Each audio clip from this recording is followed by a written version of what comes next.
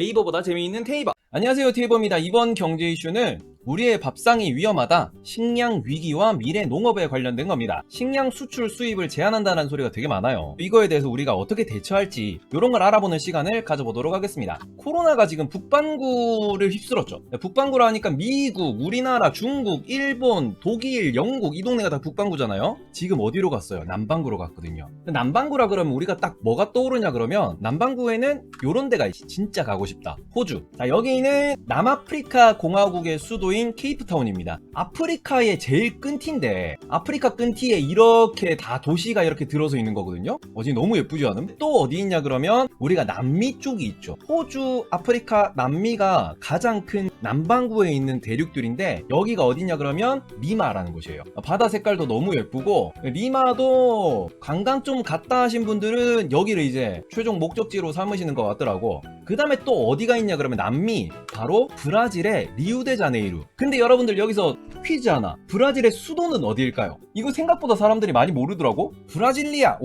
아네. 봐봐, 상파울루 나온다니까. 상파울루가 브라질에서 제일 잘 사는 동네예요. 그 다음에 리우데자네이루가 브라질에서 제일 유명한 동네예요. 근데 브라질의 수도는 브라질리아예요. 무튼 제가 브라질을 마지막에 말씀드린 이유가 뭐냐 그러면 지금 오늘의 주제가 브라질에서부터 출발을 할 겁니다. 자, 브라질의 리우데자네이루 1년 평균 기온이 엄청나게 쾌적해요. 보시면 최저 기온이 한 18도 정도밖에 안 돼. 지금 6, 7, 8월이 브라질 남반구 기준으로 겨울인데 여기가 지금 최저 기온이 18도래. 아니 잠깐만, 18도면 지금 우리 날씨잖아. 근데 얘네들은 지금이 겨울이에요. 지금 패딩 입고 다닌다고. 춥다고. 이게 진짜 실화인 게 제가 태국 갔을 때 태국 같은 경우에는 최고 기온이 40도가 넘어요. 그리고 최저 기온이 한 25도 정도 돼. 밤 날씨가. 그럼에도 불구하고 25도인데 춥다고 패딩 입고 다녀요. 긴팔 긴 바지에.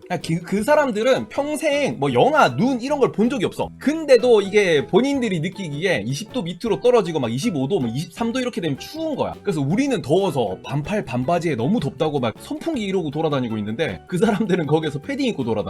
춥다고. 그 브라질 같은 경우에는 딱 보시면 어때요? 날씨가 너무 좋잖아, 1년 동안. 이렇게 날씨가 좋은 이 동네가 지금 현재 새로운 코로나 바이러스가 퍼지고 있는 동네가 되고 있습니다. 이게 왜냐하면 지금 북반구는 우리가 여름을 맞이하고 있는데 남반구 같은 경우에는 지금 현재 겨울이 시작되거든요. 5, 6, 7, 8, 9 이때가 이제 늦가을, 겨울 이런 느낌이거든요. 근데 이 동네가 어느 정도로 심각하냐? 브라질 기준으로 지금 이렇게 올라가고 있어요. 그러니까 지금 브라질이 3월 말 정도까지만 하더라도 별로 없었어, 코로나 확진자가. 우리나라 어땠어요? 3월 20일 날 절정이었잖아요. 근데 얘네들은 그때부터 늘어나기 시작해가지고 지금 완전히 하이를 찍었어요. 그리고 지금도 계속 올라가고 있어가지고 얘네들이 어느 정도로 많아졌냐 그러면 전 세계 2위까지 올라갔어요, 브라질이. 근데 여러분들 여기서 미국, 브라질, 러시아를 잘 기억하셔야 됩니다. 브라질이 현재 2위인데 우리 브라질 하면 뭐가 주로 떠올라요? 삼바 이런 거 떠오르잖아.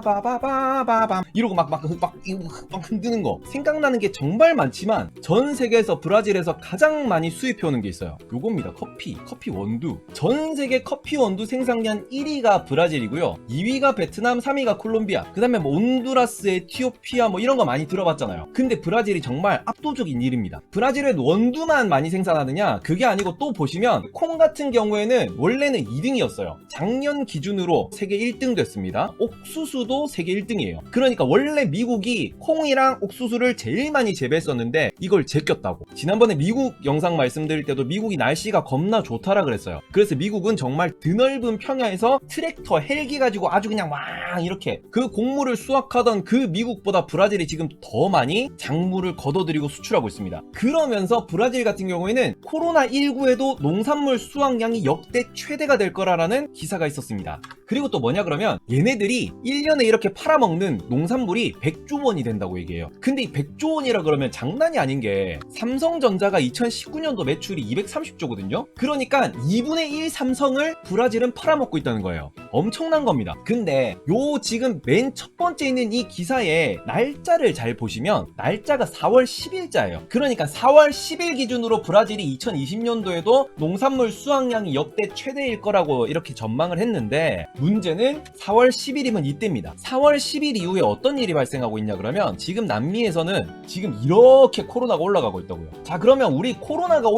올라가면서 이게 발병률이 증가하고 사람들이 많이 아프기 시작하면 셧다운이 오잖아요. 일손이 부족해집니다. 그러니까 농가에서 사람들이 수확을 하기 위해서 이런 식으로 수확을 하려면 사람들이 있어야 되는데 사람들이 모이는 걸 금지해요. 외출을 금지하다 보니까 그 많은 콩, 그 많은 옥수수를 걷어들일 수가 없다고요. 그 만약에 그래 콩이나 옥수수는 이렇게 기계로 트랙터로 걷어들이면 된다라고 칩시다. 얘들을 걷어들이고 난 뒤에 뭘 해야 돼요? 공장에서 가공을 해야 되거든. 근데 이런 가공을 할 수가 없어지고 있다는 거예요. 브라질에서는 이 문제가 이제 터지고 있는 중이지만 이 문제가 먼저 터진 국가가 있죠. 어떤 국가냐 그러면 미국이거든요. 실제로 이렇게 육가공 공장이라든지 아니면 식자재를 가공하는 공장에서 문을 닫았어요. 왜냐하면 그 안에 있는 작업자들이 코로나 바이러스에 감염이 되면서 이 사람들이 한 명, 두 명 감염되는 게 아니고 또 이런 특성상 뭐예요? 컨베이어 벨트 쭉 옮겨가면서 여기 앞 사람이 만졌던 거를 뒷 사람이 또 만져야 돼요. 바이러스가 공장 안에서 빨리 확 퍼져버린단 말이에요. 이러다 보니까 대형 육가공 공장들이 폐쇄를 했는데 이게 정확한 데이터는 안 나왔지만 실제로 30%가 넘는 공장이 폐쇄를 했다가 리오픈한 것도 있고 여전히 폐쇄 중인 그런 상황입니다. 그러면 이게 남미에서도 마찬가지로 대두가 됐든 옥수수가 됐든 아니면 커피 원두가 됐든 간에 서플라이 체인이 망가진다라는 거지. 커피는 우리가 기호식품이니까 비싸지만 안 먹으면 되고 유통이 안 되면 잠깐 참으면 돼. 다른 거 마시면 돼. 근데 얘들은 가장 중요한 포인트가 뭐냐 그러면 우리가 옥수수랑 콩을 많이 안 먹는다라고 생각하실 수 있지만 옥수수랑 콩 같은 경우에는 바로 얘가 처먹어. 소나 돼지의 사료 그리고 제가 키우는 강아지의 사료로 들어갑니다. 콩이나 옥수수가 가격이 오른다 혹은 생산이 안 된다 유통이 안 된다라고 하면 결과적으로 이거는 소를 키우고 돼지를 키울 때 부담이 증가하고 이거에 대한 가격이 점점 올라간다. 그 다음에 우리 콩 가지고 또 뭐예요? 간장 담고 된장 담고 이거 팔잖아. 근데 그 간장 된장의 가격도 올라갈 것이다. 간장 된장 고추장 들어가는 우리가 맨날 먹고 싶은 그거 뭐야? 떡볶이 가격도 올라갈 수 있다. 나비 효과인 거야. 코로나 바이러스로 인해서 우리나라에 있는 혹은 중국에 있는 유럽에 있는 어떠한 제품군들이 가격이 오르기 시작하면 그거를 포함하고 있는 모든 가격이 다 올라가요.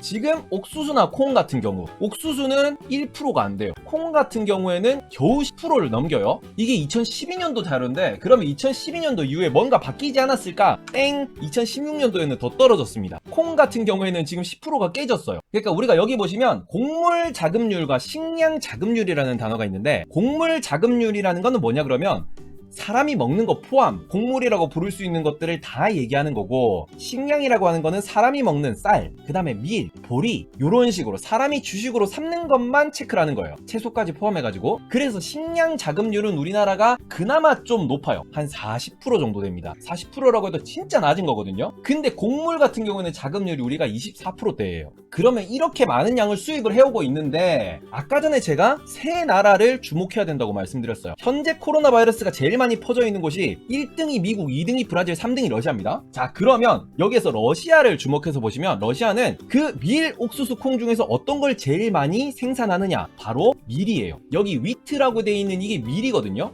결국에는 대두, 옥수수, 그 다음에 밀 세 가지 다 원래 미국이 제일 많이 생산을 했었어. 근데 이거를 지금 두 가지 항목은 브라질이 1등으로 따라잡았고 나머지 밀도 러시아가 1등으로 따라잡았어요. 이 세 나라가 지금 코로나가 많이 퍼져 있고 이 세 나라가 전 세계에다가 이러한 식량들을 뿌리고 있는데 실제로 러시아 같은 경우에는 코로나19 때문에 사람들이 다른 나라 국가들도 마찬가지고 러시아 내부에서도 마찬가지고 사람들이 먹을 식량에 대해서 사재기를 하는 거야. 이게 전쟁 났을 때랑 비슷한 거지. 앞으로 뭔가 곡물의 물가가 오를 것이다. 식자재의 물가가 오를 것이다. 그러니까 빨리 우리나라에 갖다 주세요. 빨리 내가 좀 더 살래요라고 얘기해가지고 너무 사재기가 심해지니까 러시아 내부에서 소비할 게 꼭 필요하다. 꼭 필요한 용량이 요 정도다라고 하면서 얘들이 곡물 수출을 금지 때렸습니다. 실제로 이것 때문에 밀 가격이 15% 넘게 올랐어요. 일주일 만에. 지금은 또 안정이 돼 있긴 한데 이 가격이 한 나라의 선언, 특히 브라질 같은 경우에 미국 같은 경우에 곡물 수출을 안 하겠다, 제한하겠다라는 얘기가 나오는 순간 그 가격이 빵 뛸 수 있다고요.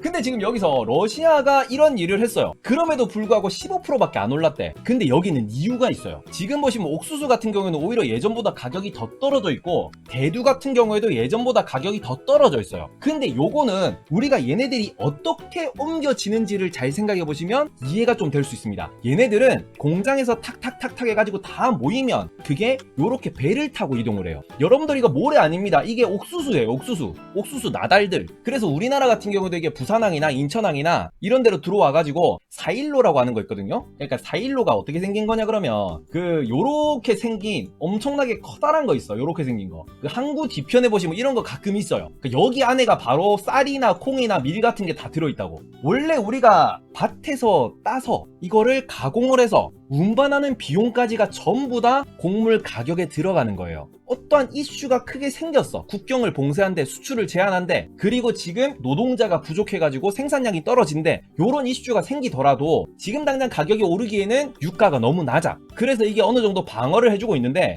이게 만약 지속이 돼요. 코로나 바이러스가 가을 되면 또 북반구를 덮치고 내년 되면 또 남반구로 가. 백신이 나오려면 내년 여름은 돼야 된다. 그러니까 농산물 같은 경우에는 1년 주기잖아요. 지금 심어놓은 건, 지금 수확을 하는 거는 작년에 갖고 온 거야. 작년에 심어놓은 거야.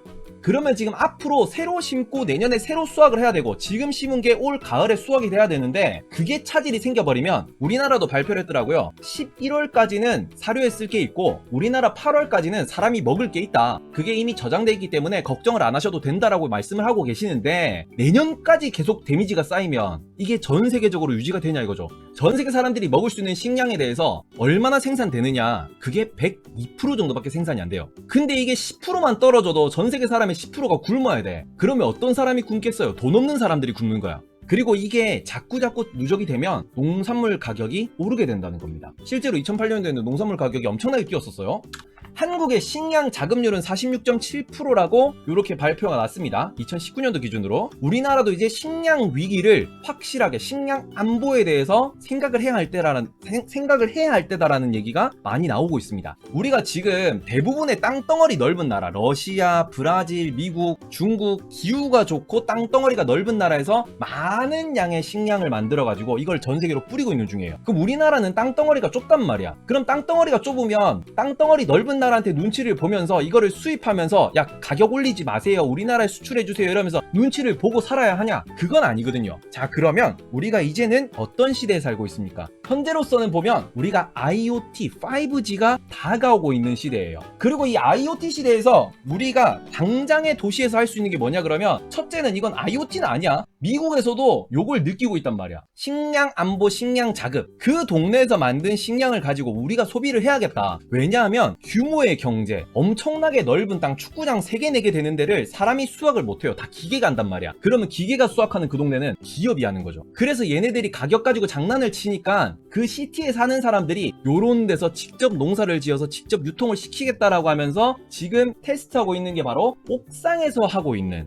옥상 농장입니다. 이게 우리나라에서도 하고 있고 전 세계적으로 요새는 이게 트렌드로 가고 있어요. 이러면서 뭐 방울토마토가 됐든 쌍추가 됐든 요런 건 여기서 한 번씩 키워보자, 길러보자. 여기에서 좀 더 발달하면, 좀 더 발전하면 어떤 쪽으로 가냐 그러면 스마트팜이라 그래가지고요, 건물 안에서 요런 식으로 LED 빛을 이용해가지고 뭐 상추라든지 그 새싹 이런 거 있잖아, 그런 걸 길러가지고 요거를 유통을 시키는 게 현재로서는 가장 최신 기술입니다. 이거는 많이들 보셨을 거야. 그래서 요거 하는데 요게 이제 땅 좁은 나라에서 많이 하고 있어요. 특히 이런 거를 제일 많이 하는 나라가 어디냐 그러면 싱가포르입니다. 싱가포르 같은 경우에는 요렇게 이게 체인인데 이게 계속 돌아가는 거예요. 이렇게. 이거는 LED가 아니고 태양광에만 의존해가지고 식물을 키우는 방법이고요. 얘들이 돌아가면서 여기 있던 게 나중에 되면 이렇게 위에 가 있고 이게 또 내려오고 하루에 2바퀴씩 돈대요. 이게 버티컬 팜이라고 하는 거예요. 세로로 돼 있는 팜. 요걸 찾다 보니까 우리나라에서 되게 신기한 게 하나 있더라고. 이거 실제로 보신 분들 있으신지 모르겠는데 우리나라의 지하철에 메트로팜이라 그래가지고 지하철 역사에서 이렇게 LED 가지고 작물 재배하는 이게 있대. 아, 이거 보셨어요 이거? 여기를 이제 그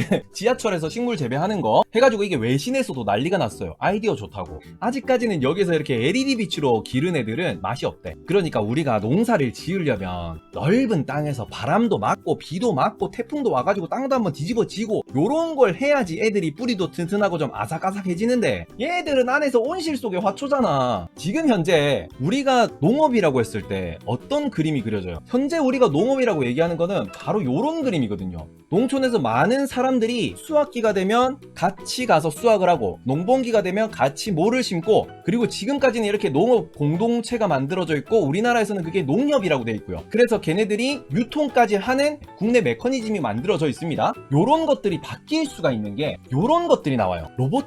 그러니까 딸기가 됐든 고추가 됐든 방울토마토가 됐든 이렇게 사람이 수작업으로 해야만 되는 요러한 작업을 로봇이 개발이 됐고, 이 로봇들이 이걸 하나하나 따기 시작했다고요. 그 얘들이 카메라가 달려있고, 아, 이 정도면 익었다, 이들 수분 함량이 어떻게 됐고 당도가 어떻게 됐고 이런 거를 센서로 딱 확인해가지고 이걸 바로 따오는 거야. 얘들은 24시간 동안 움직이면 돼요. 한번 사놓으면 계속 일하는 거야. 전기만 주면. 지금 현재 코로나19가 터지고 난 뒤에 어떠한 뉴스가 나오냐? 인력이 부족하대요. 프랑스나 우리나라나 외국인 노동자가 와가지고 값싼 외국인 그 임금을 가지고 농업을 하고 있던 국가들이 외국인의 입국이 제한돼 있어요. 이동이 제한돼 있단 말이야. 이런 국경 폐쇄에 대해서 가장 지금 타격을 받고 있는 게 농업이고요. 그러면서 이 농업에 대해서 제초, 수확, 배송 전부 다 로봇이 개발이 되어 있습니다. 그래서 지금 미국에 있는 농업에 사용되는 로봇을 전문적으로 개발한 업체 같은 경우에는 지금 주문하면 내년에 받을 수 있대. 사람들이 이걸 찾는다고. 그러니까 엄청나게 빠른 속도로 넥스트 제너레이션으로 세대 교체가 되고 있는 거죠. 사람을 사용하는 것보다 로봇을 사가지고 농장을 돌린다. 흐름이 바뀌고 있는 거야. 자, 그럼 이 시장이 얼마나 크냐? 이걸 또 분석되어 있는 자료를 봤더니 현재로서는 이게 지금 요 정도면 2020년 요 정도 수준이면 어느 정도냐 그러면 이게 한 14조 원 정도예요. 이게 5년만 지나면 얼마? 얘가 이제 100조 원에 이를 것이다. 그러니까 매년 이렇게 로봇 관련된 산업이 성장을 할 것이고 요 로봇들이 농장에 깔리기 시작하면 이만큼 사람들의 일자리가 사라질 것이다라는 거죠. 농부가 농산물을 생산하는 시대는 이제 저물고 씨를 뿌리는 것부터 수확까지 포장까지 전부 다 로봇가 하는 이런 시대가 오게 될 것이다. 근데 이게 지금 중요한 이유가 뭐냐 그러면 우리나라 농업이 그래서 지금 현재 잘 돌아가고 있는 것이냐라고 생각을 해보면 아니야. 우리나라 농업이 죽어가고 있어요. 그래서 우리가 맨날 그러잖아요. 젊은이들 귀농하면 뭐 지원해준다. 빈집을 리모델링 해가지고 집도 준다. 지원금 주겠다. 계속 얘기가 나오고 있는 게 지금 현재 우리나라의 농업에 땅을 다 커버할 수 없을 만큼 사람이 부족해지고 있어요. 매년 줄어들고 있는 이 시점에서 이제는 로봇으로 농업을 하는 그러한 기업들이 생겨나게 되는 거고요. 로봇으로 농사를 짓는 기업들이 유행을 하게 되면 어느 정도 규모의 경제가 갖춰지고 나면 사람이 뭔가 농업을 한다라는 게 우리한테 컨셉이 아예 사라져버릴 수 있는 거죠. 근데 이게 잘 생각을 해보시면 우리가 의식주가 있잖아요. 근데 우리 지금 옷은 당연히 백화점 가서 사 입는 거야. 근데 옛날에는 어땠어요? 이게 물레 터가지고 우리가 옷을 만들어가지고 당연히 입는 거였어. 100년 전만 하더라도. 근데 100년 사이에 우리가 옷은 뭐야? 옷을 우리가 왜 만들어 입어? 누가 옷을 만들어 입어? 옷을 만들 줄 아는 사람이 어디 있어? 아, 옷 만들 줄 아는 사람 디자이너? 아, 그쪽 관련된 일을 하시는 분. 나머지는 전부 다 이렇게 공장에서 찍어낸 옷을 입고 산다고요. 우리가 옷 만들어서 입는 사람 있어요? 애기 옷이 됐든 어른 옷이 됐든? 다 뭐 아가방이 어쩌고 지오지아가 어쩌고 저쩌고 아니면 루이비통이 어쩌고 다 옷 사 입지. 근데 이게 지금 우리한테는 이게 당연한 컨셉이란 말이에요. 우리가 지금 현재도 이런 식으로 가정 간편식 1인 간편식이라 그래가지고 공장에서 만들어진 음식을 먹어요. 요리가 귀찮아서 뭔가 우리가 농사를 짓고 이런 것들을 생산하는 것 자체도 기계가 알아서 하는 시대가 온다는 거지. 그리고 이게 20년 30년 뒤 내가 지금 낳은 나의 2세가 성인이 되었을 때는 농사를 짓는다라는 게 뭔가 체험활동을 한다든지 연구활동을 한다든지 정말 고급진 식재료를 만드는 사람들 그런 쪽에서만 실제로 농사를 짓는 거고 대부분의 먹거리들은 이제 로봇이 만들어진 먹거리를 우리가 먹는 시대가 곧 올 것이다. 그리고 그게 코로나로 인해서 엄청나게 빨리 다가와 버렸다. 그럼 우리가 여기에서 뭔가 컨셉을 잡아야죠. 요런 쪽으로 잘 나가는 기업은 뭐고 이거에 있어서 뭐 센서 시장이라든지 로봇을 만드는 시장이라든지 이런 쪽으로 진출을 하기 위해서 자리를 잡고 있는 기업은 어떤 거냐, 요런 걸 우리가 한번 공부를 해보면 또 다른 투자의 기회, 또 다른 돈 벌 기회를 우리가 찾을 수도 있을 것이다 라는 거를 말씀드리기 위해서 오늘 방송은 한번 준비를 해봤습니다. 우리의 밥상이 위험하다. 식량 위기와 미래 농업 사회가 완전히 바뀌는 그러한 물결에 우리가 지금 올라타 있다. 그러면 이 상황에서 우리가 생각해야 되는 거는 어떤 쪽으로 투자를 하는 게 좋을 것이냐. 현재 만약에 트랙터를 만들고 있는 업체다. 그럼 얘네들이 자동으로 제어되는 트랙터를 개발을 하느냐, 그래서 이제 애플이 되느냐, 아니면 지금 파는 것만 계속 팔고 있어가지고 얘네들이 모토로라가 되느냐 라는 것도 한번 생각을 해보셔야 되는 거거든요. 그러니까 본인이 지금 만약에 투자를 하고 있다든지 투자를 계획하고 있으면 이런 부분을 한번 생각을 해주셨으면 좋겠습니다. 우리 따봉이랑 댓글이랑 구독도 많이 부탁드리도록 하겠습니다. 여러분, 테이버는 유튜버, 네이버보다 재밌는 테이버. 진짜 못하겠어 이거. 자, 테이버는 유튜브보다 아니, 네이버보다 재밌는 테이버. 네, 태피썰은 계속됩니다. 네, 좋아요와 구독 항상 많이 부탁드리겠습니다. 네, 저는 오늘 준비한 방송 여기까지입니다. 감사합니다. 시청해주셔서 감사해요.